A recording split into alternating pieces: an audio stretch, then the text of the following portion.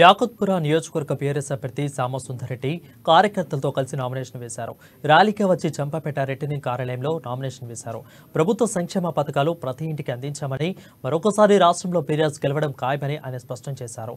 ఈసారి యాకుత్పుర నియోజకవర్గంలో గులాబీ జెండా ఎగురవేయడం ఖాయమని ధీమా వ్యక్తం చేశారు.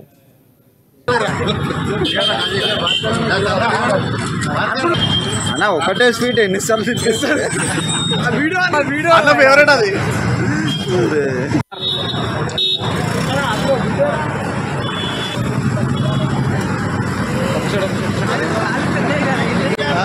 రాజకీయంలో పార్టీ ఏదైనా 10 మందిని ఇవ్వట ఎవరో ఒకరే గెలవాలి.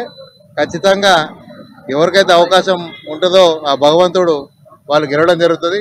దానికి బెస్ట్ ఆఫ్ లక్గా ఆల్ పార్టీస్కి బీఆర్ఎస్ పార్టీగా నేను సామసుందర్రెడ్డి, అలాగే ఎంఐఎం పార్టీ కానీ, కాంగ్రెస్ కానీ, ఇండిపెండెంట్ కానీ, బీఎస్పీ కానీ, అలాగే బీజేపీ కానీ అందరు అభ్యర్థులు కూడా కంగ్రాచులేషన్ చెబుతూ, ఎందుకంటే ఏ నాయకుడు కూడా ఇలాగా కంగ్రాచులేషన్ వేరే పార్టీ వాళ్ళకి చెప్పారు. కానీ నేను అందరికి కూడా అవకాశం వచ్చినందుకు అందరూ కూడా సంతోషంగా ఉండాలి. ఎందుకంటే అవకాశం అందరికి వస్తుంది కానీ గెలిచేది ఒకడే.